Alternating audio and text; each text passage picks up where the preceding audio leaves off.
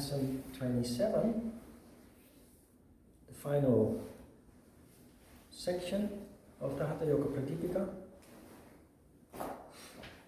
starting with Sutra 50, Chapter 1, Sutra 50,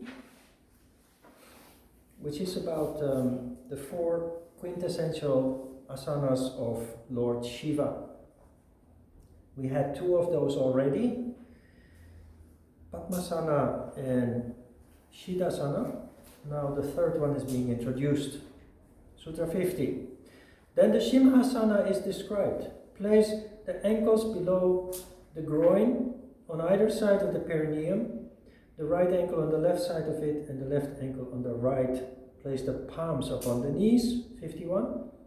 Spread out the fingers and with open mouth look at the tip of the nose with concentrated mind.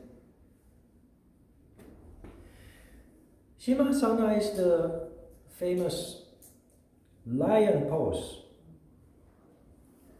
And the lion pose is big fun with children. If you have a children yoga class and you do Simhasana literally the way it is described here, it's big fun. First of all, you're balancing on your knees with your ankles crossed. But then he says you open the mouth and you look at the tip of the nose. So you end up like this. That is how it's usually done. But opening the mouth is not about the physical mouth. When yoga mentions physical body parts, it usually isn't a physical body part. It's symbolical language representing one of the energetic aspects of the human being. So this is about the cosmic mouth. It's about Chandrabindu. And looking at the tip of your nose, like with the previous two exercises, indicates it's a meditation exercise. Looking at the tip of the nose is not something that you do by crossing your eyes, but concentration. The nose is the center of the chakras. Remember the 6 chakras from the center of the head?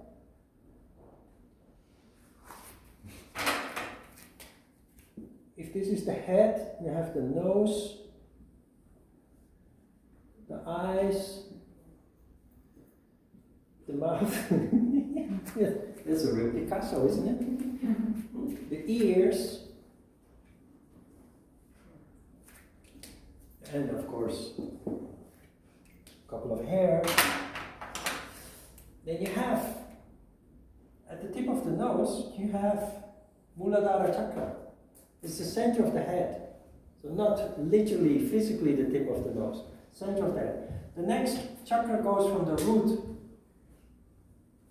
to the lips, and then from the eyebrows to the crease between the lower lip and the chin. Then you have the heart chakra. Ajna chakra is the circumference of the head. And then you have the crown chakra outside.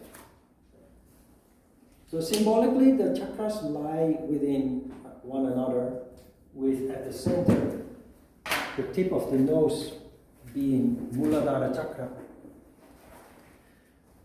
So it's a concentration exercise. All 4 of these exercises are concentration, meditation exercises. They are Kundalini exercises in which you control energy. So it's not just the physical, it's not just asana. And actually, while these are highlighted as being very special, this characteristic actually applies to all asana, as simple as a tree pose or a forward bend.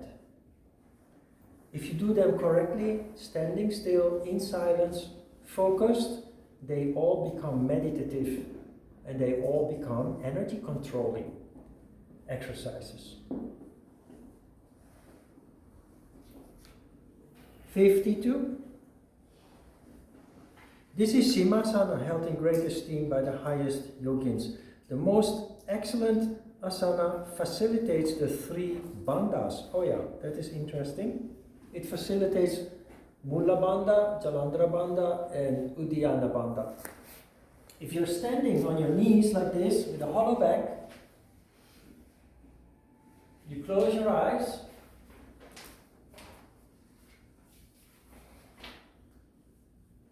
You start to feel some sense of, in Korea you would call it 시원한 느낌. A kind of, there's a subtle feeling of energy there. And because you are with a hollow back, your tummy is tucked in and your throat is activated. So it's facilitating the three bandhas in that way. That is what the final sentence means. Right, in the commentary here it mentions the forehead, throat and Muladhara chakra, right? So is that a different, that's a little bit different from the three bandhas as we've learnt it, right? Yeah, I don't know where the forehead center comes from, because there's the throat, Jalandhara Bandha. And the solar plexus. Uddiyana Bandha is the belly, basically. And Mula Bandha is within the groin. So I don't know where that comes from in the comment. 53. Next, the Bhadrasana is described. Place the ankles below the groin on the sides of the perineum, the left ankle on the left and the right ankle on the right, sole to sole. Then 54. Then firmly hold the feet with the hands which are on their sides and remain motionless. This is Bhadrasana, which destroys all diseases. The yogins who have become siddhas call this Gorakshasana. Gorakshasana is one of the yogis that stand at the very beginning of the lineage after Matchendra. So Svatmarama is again using symbolical language, indicating this is a significant exercise. It's actually classical stretch many people do in the gym, including in their warming up. But the thing is, usually when people do this, they do like this. And but first of all, to make it a control exercise, an energy control exercise, a Kundalini exercise, you have to sit straight. Tilt the pelvis, you have to sit straight. You pull your heels back as far as possible, and then, depending on your flexibility, your knees will find their way down. Do not force them down, because those muscles are among the biggest muscles in your body, and they can easily be hurt, injured when you are not careful. So if you do this every day, your knees will naturally come down with time. Sit straight, tuck in your chin, Jalandhara Bandha, hold your feet, it will help you to sit more straight, and simply close your eyes. Then what I told you about Padmasana, the lotus pose before, applies to this pose too. Your energy harmonizes as a result of sitting like this, but also large amounts of energy rise up. If you're tired, you sit like this, 5-10 minutes, your fatigue is gone. You feel refreshed. This is a very simple exercise. If you're flexible, you can add another element to it by bending forward. Okay, but that's not mentioned here, because the bending forward is more a physical aspect, deepening the stretch, but this is really about Kundalini energy, and that is what is happening when you sit straight, not when you're bending forward. Now, if you practice yoga regularly, and you have difficulty with this pose, I recommend that you try this. Sit against the wall with your pelvis firmly against the wall. Then do something very un-yogi-like. Read a book, or these days with your mobile phone, you have lots of information. You can read some news or Facebook or Instagram. Just check your accounts. What this is about time. I've done this for a considerable amount of time. Every morning before the class started, I would sit against the wall 10 minutes, at least 10 minutes. And when my thighs started becoming more comfortable, I would push my knees down. Not violently, but just following my feeling. And ever since then, I have this flexibility in this pose, but I do it, it's part of my daily routine.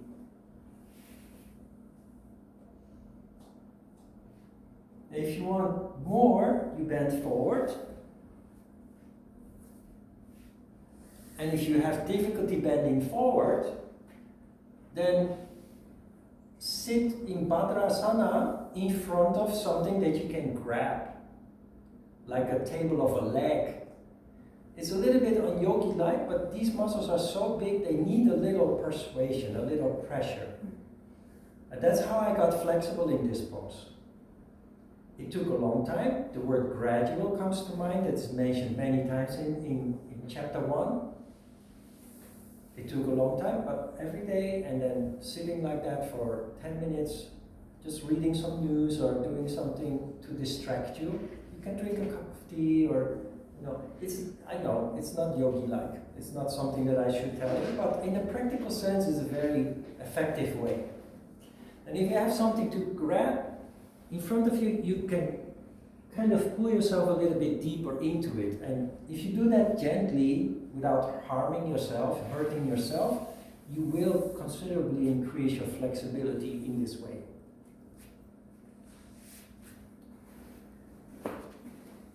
Bhadrasana.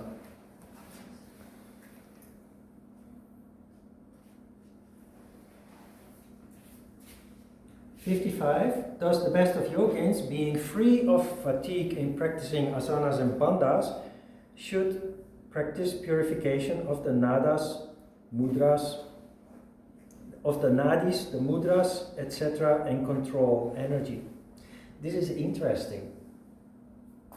Chapter 1 has laid the foundation for asana practice, but Svatmarama is unequivocal about the purpose of asana.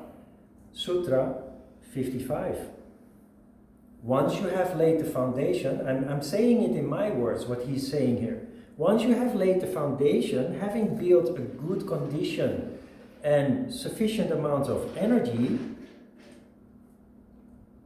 you should now practice purification of the nadis, which is pranayama, the mudras, which are higher level energy control exercises that come in chapter 3, and control of energy. So the purpose of asana is not physical, it's as a preparation for energy control. 56. Asanas, the varieties of kumbhaka, positions called mudra, the concentration upon the nada, inner sound, comprise the sequence of practice in Hatha Yoga. Nada is mentioned after mudra. That is also very interesting because Svatmarama is summing up here the systematic build-up in your yoga practice. It starts with asana, then pranayama. Kumbhakas means pranayama, refers to the pranayamas. Then the mudras, and then nada is mentioned. Nada, therefore, is considered to be an even higher level of energy control above the mudras. Pay attention also that nada is being mentioned here for the 3rd time in chapter 1. And yet many yoga teachers have never heard of nada, which is inconsistent, it makes me wonder. 57. The Brahmacharyan, one devoted to Brahma, who leads a chaste life, Following a moderate diet is intent on yoga, renouncing the fruit of your actions. You become a Siddha after a year. There need be no doubt about this.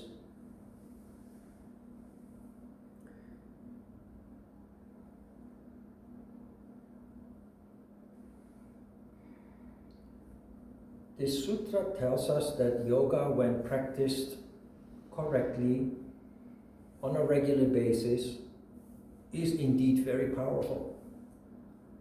You reach Siddha in a year. I fell in love with yoga because the very, very first time that I tried it, it felt so good. And from that moment on, it totally changed my life. So here it says 1 year. For me, it started the minute that I actually first was exposed to it. So that 1 year, that is just a technical language, so to speak. I think you have yourself experienced the feeling that yoga gives you when you practice, and it doesn't take a year. The changes start immediately, and of course they take time to expand, but it starts immediately. And Siddha basically means, when you reach the stage of Siddha, it basically means that your consciousness has expanded, that you have, that you basically possess various paranormal or supernatural abilities, which are the siddhis, in fact. Sounds all very complicated and maybe intimidating, but in a practical sense, it really means yoga is a very powerful tool if you apply it correctly in a systematic way on a regular basis. Renouncing the fruit of your actions, that is a difficult thing to do for many people, because whenever you choose to do something, you have a goal in mind. And of course, you want to see results. So, one of the diseases of the disciple is, in fact, that you become frustrated with progress. When you practice yoga in the beginning, clearly your body is transforming and you notice that. But when you practice regularly, you have elevated yourself to a higher level of condition, including how you feel. You are generally in a better mood, more joyful, more happier. But you reach a plateau.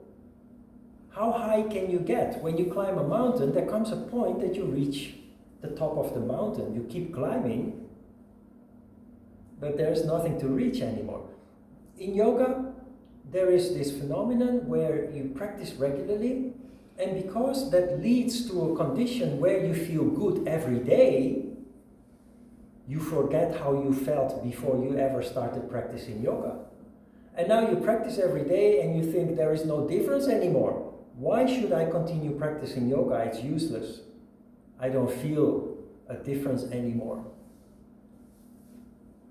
You can become a little bit discouraged when you reach a high level of conditioning as a result of your dedication, your regular practice, and that is where you have to hang in. That is where you have to realize that it's not the condition you were in when you started.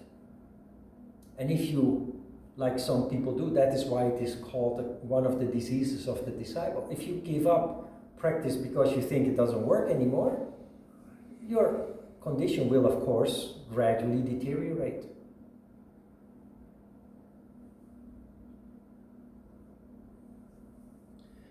Renouncing the fruit of your action means to stay focused, to stay dedicated. And I dare even say that when you are looking for results, it's often difficult to see them, which can also lead to discouragement. But on the other hand, if you practice, and you can practice without too much desire for immediate results, a couple of months later, or 1 year later, when you look back and you compare, you will actually see huge results. On a day-by-day basis, that is a little bit difficult to see. But on a longer term perspective, you can see huge results. It's the phenomenon that I explained before. When you have a child and you see your child growing up day by day, you really don't see them growing because those changes day by day are very small and you don't really see your child growing. But if you look at your niece, who you meet only once a year or twice a year, every time you meet your niece or your nephew, you think, oh my God, you grew so much. Because you didn't see your nephew or niece for a long time. And it's the same with yourself. You don't see yourself growing unless you have a perspective looking back for a year. And then you see that there is actually a huge progress. In this sense, it might help that you write a journal, just every day, just a couple of sentences with where you are at.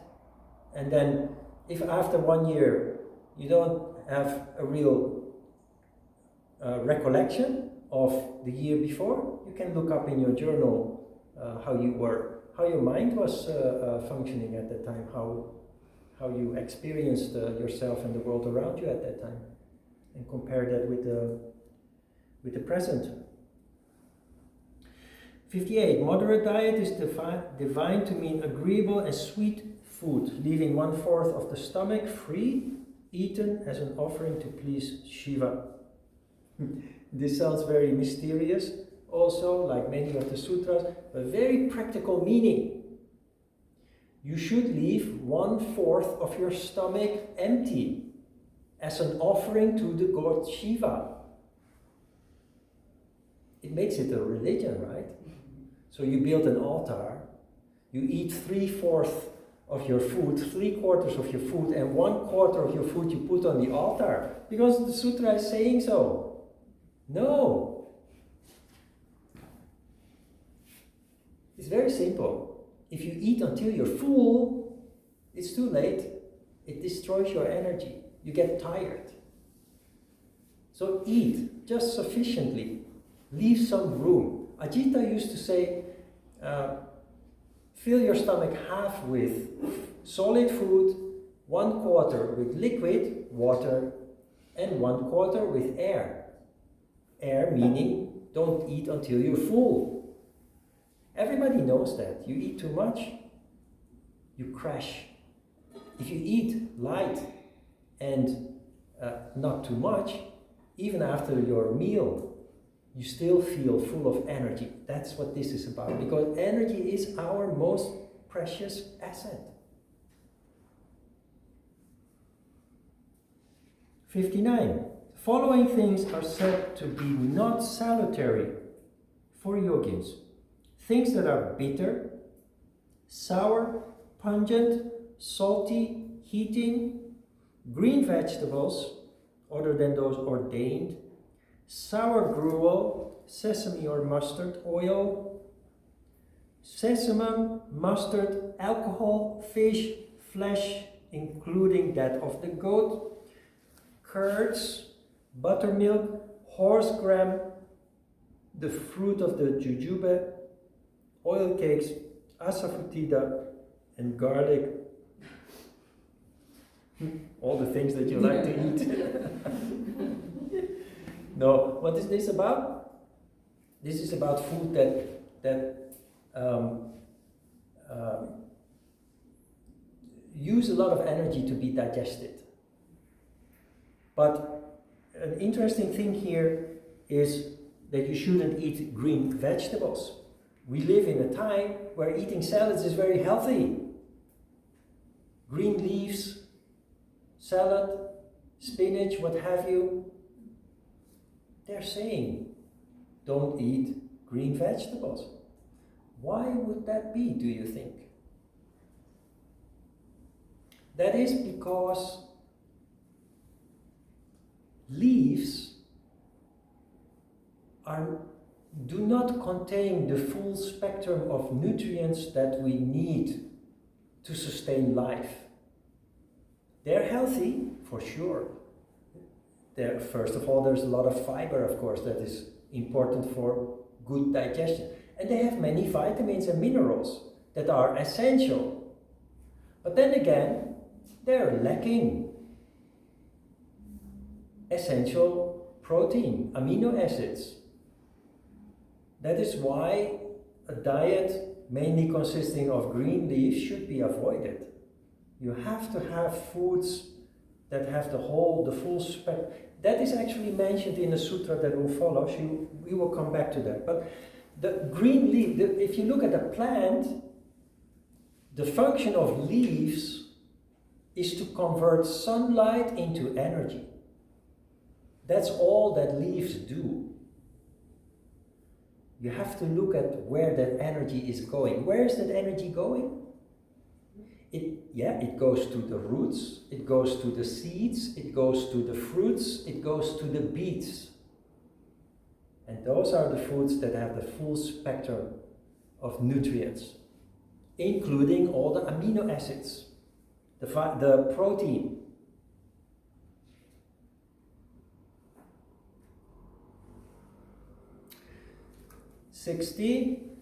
Diets of the following nature should be avoided as unhealthy. Food that, having been once cooked, has grown cold and is heated again. Food that is dry, devoid of fat, or has an excess of salt or sourness. Food that is bad or has too much of vegetables mixed with it. Vegetables here is green leaves, because yogi diet is vegetarian. So vegetables, if you are not supposed to eat vegetables and you're vegetarian, then what can you eat? So this is a little bit vague, but that's referring to the green leaves you should avoid. So, food that having been once cooked has grown cold and is heated again.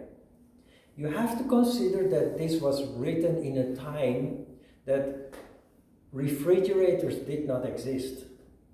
So when you cook a meal, you cannot just leave it out in the open air, or even if it's covered, in high temperatures until the next meal, because bacteria will grow very rapidly in such circumstances. If you follow this literally, you would think, okay, I finished my meal, so I should not let it grow cold and heat it again for my next meal. So you throw it away, which in the time that we live in is just a huge waste. In a time where many people in this world actually go hungry, but also in a time where we have fridges which prevent bacteria from growing. It's perfectly okay to put leftovers in the fridge and warm them up for your next meal, because the fridge just defeats the content of this sutra. This is just to avoid getting sick from food that is not good anymore. Food that is dry, this is interesting. I grew up for several decades being bombarded through the media that fat is bad for you. So everything became diet. There is milk without fat. There are so many diet products. And after all those decades of diet crazy, diet obsession, trying to cut all fats out of the diet, we now actually come to the conclusion that fat is actually healthy. Not only healthy, it is crucial for proper functioning of the nerve system and the brain. And another thing is that many of the diet products, to replace the fats, they put in things that are actually quite harmful for people's health. Sometimes chemicals or too much salt or sugar. So there's nothing wrong with fat, also not animal fat. Just be moderate. But actually the body needs it to function properly.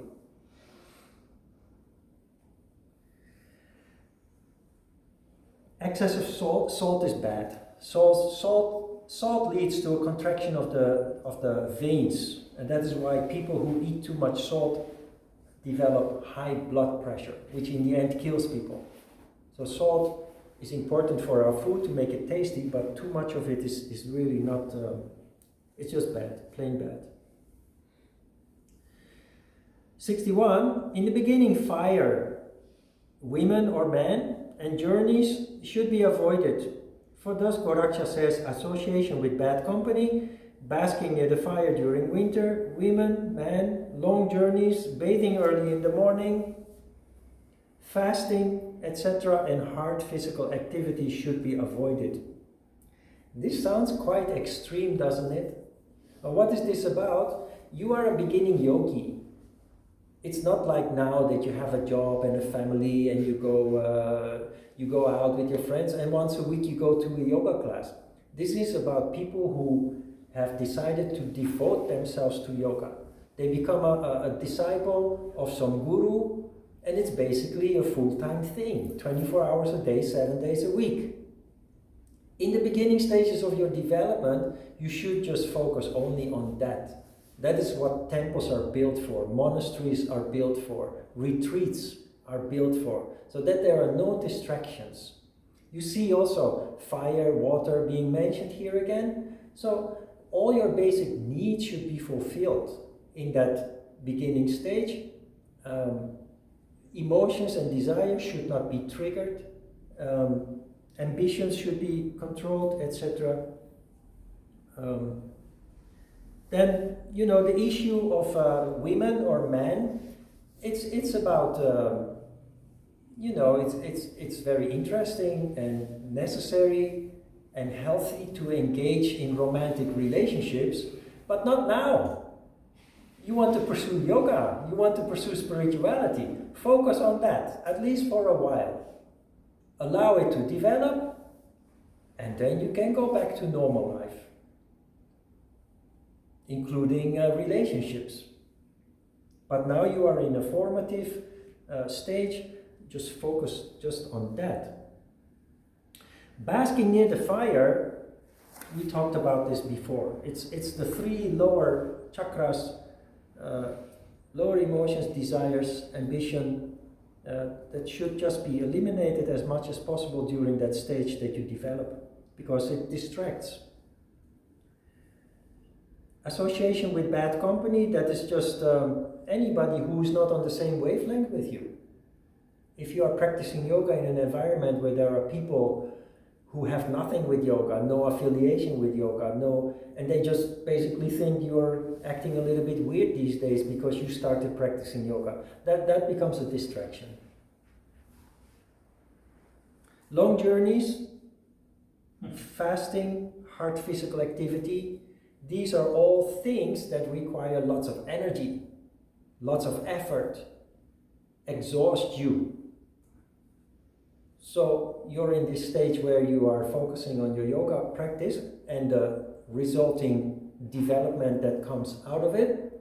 So that is not really helped by big projects or journeys. Or in the past there were of course no trains and airplanes, so big journeys here means walking through the mountains up and down and for days at a time.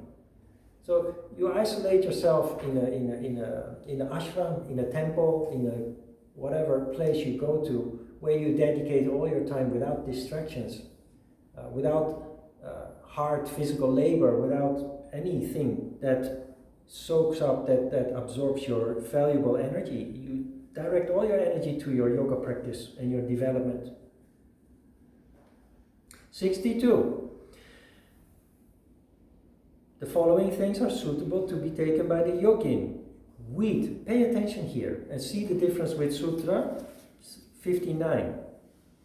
Wheat, rice, barley, the grain called sashtika, and purified food.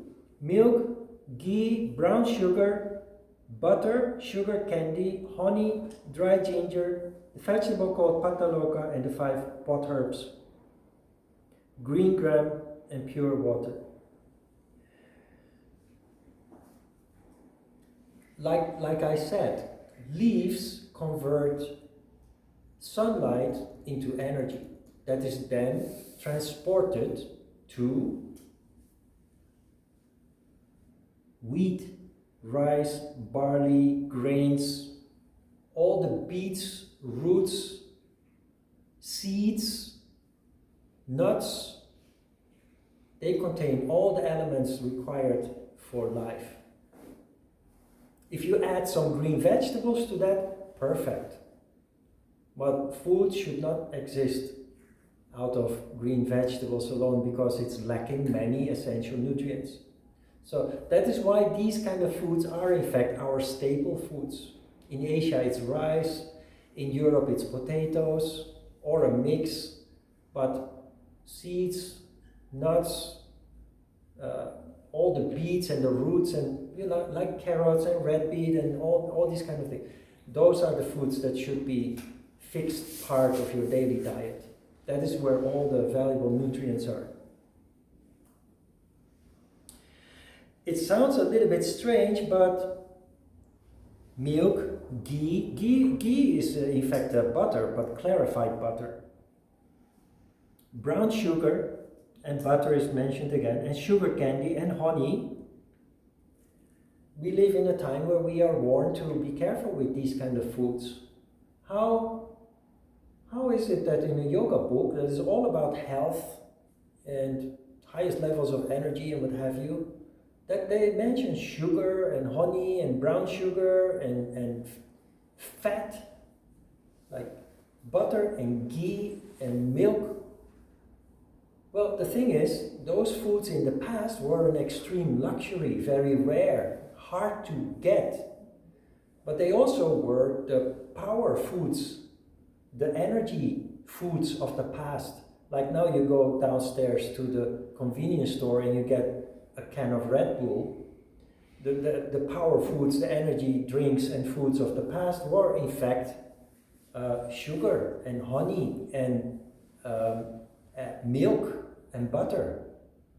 They were scarce, very hard to obtain, and it was very difficult to overdose on those kind of things because they were so rare. We now live in a time that we overdose on those kind of things almost every day if we don't pay attention, because especially what do you call these? What's the opposite of the pure foods again? Processed? Yes, thank you. The processed foods are full of all those things that we actually should avoid. Hydrogenated fats, the fats that are solid once they cool down, the salt and the sugar that is just there in huge amounts, etc. But you have to see it from the perspective in the time that this was written, and those foods were simply very valuable.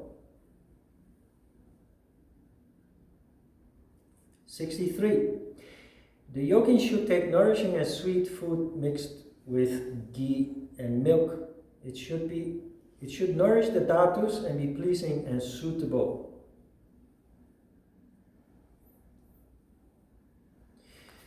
The dhatus are the 7 building blocks out of which our whole physical body is built. Remember the 7 trunks of Muladhara Chakra?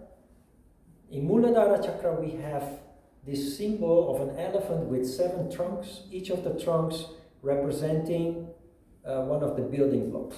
It starts with plasma, which is the simplest organic material, plasma. Out of plasma comes blood, out of blood comes muscle tissue, out of those 3 comes fat tissue, out of those 4 comes nerve tissue, brain tissue, and bone tissue, and then you have at the top of the spectrum you have sperm and ovum tissue.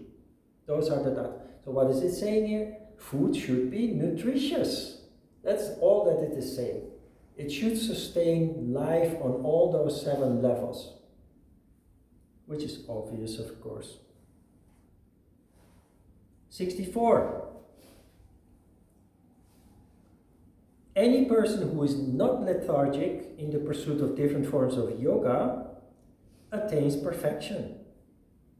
Siddhi through practice, be he young, old, or even very old, sickly or weak.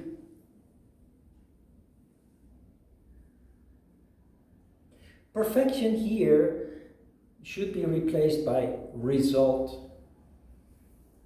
Perfection sounds very intimidating, and it should not be read in that way. But in yoga, the word perfection is often used in the light of restoring your original condition. Becoming healthier again, opening up the consciousness, sharpening the senses, etc. That is perfection that is meant here, and not the kind of perfection that we usually think of in a sense of just being better than others or so, without any failure or so. But the first sentence says, this only works if you're not lethargic in your pursuit of different forms of yoga. You must engage. Yoga doesn't work if you only talk about it or only read about it.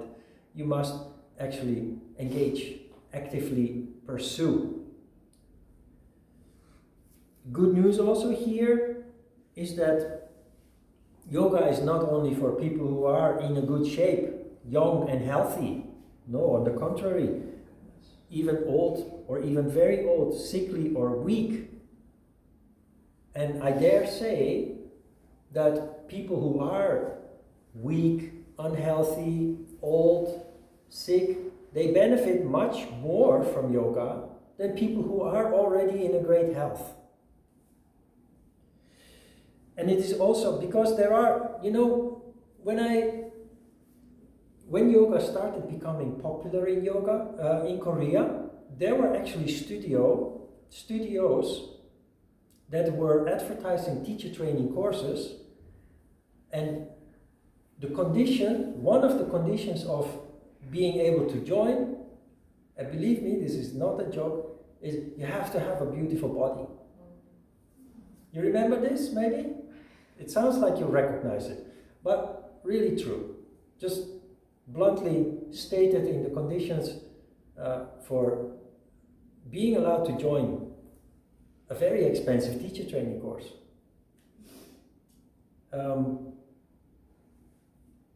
There's of course very superficial and totally un-yogi, like yoga is for everybody, and especially those who need it. When I started having my studio in this huge gym here in Yoido, they required modern yoga. At first I opposed that, but I realized I'm not the boss, the members. You have to give the members what they want, and then on the side I do things my way, and those who are interested can then join my class. So we hired other teachers who could do the things that I didn't agree with, kind of. I became very flexible. I learned a lot from all that, because I was an extremist. I was. For me, there was only one yoga. Maybe you can picture this, but I learned a lot from this period where I had to realize that it's not me who decides what people want or join up for. So, but at some point, some of my students saw the other teachers who were teaching the modern kinds of yoga, and one spontaneously burst out in laughter. And why are they doing yoga in their bathing suit?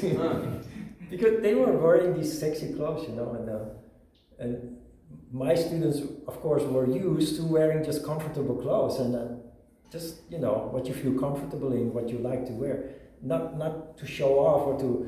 So that was a clash of cultures, basically, between traditional yoga and the way that it was, especially in the beginning stages, that it was approached here, when yoga was just becoming popular. I never forget that reaction. Why they are doing yoga in a bathing suit? 65. One who is intent on practice will obtain siddhi, not one who is idle Yoga Siddhi is not obtained by a mere reading of the scriptures. It's an extension of 64. Again, the message that you have to actively engage. Yoga is a practical science. It is a science, for sure. A very deep science into the functioning of the human mind, especially the psychology, and a little bit, of course, physically. But it is a very deep science, but it's a practical science. And a science that cannot only be practiced by reading the books. Svatmaran is very clear about it here. Yeah? Practice and then supported by studying of the scriptures. 66, to rub it in, Siddhi is not achieved by wearing the dress of a yogi or by talking about it. Practice alone is the cause of success. This is the truth, without a doubt. 67, and the last one. The asanas, the different kumbhakas, and the excellent karanas are all in the course of Hatha Yoga to be practiced till the fruit of Raja Yoga is obtained. Raja Yoga here, again, is not a form of yoga, it's a development. The development in which the crown chakra opens, your consciousness awakened, and you function more and more based on the crown chakra. Based in wisdom, intuition, vision, etc. Mudra, I will explain towards the end of the course. Because we will learn one major mudra by the end of this course. Sambhavi mudra. So we will come to that in lesson 37. Questions? Okay, let's have a short break. From now on, you don't have to bring the Hatha Yoga Pradipika anymore until we start learning new pranayamas.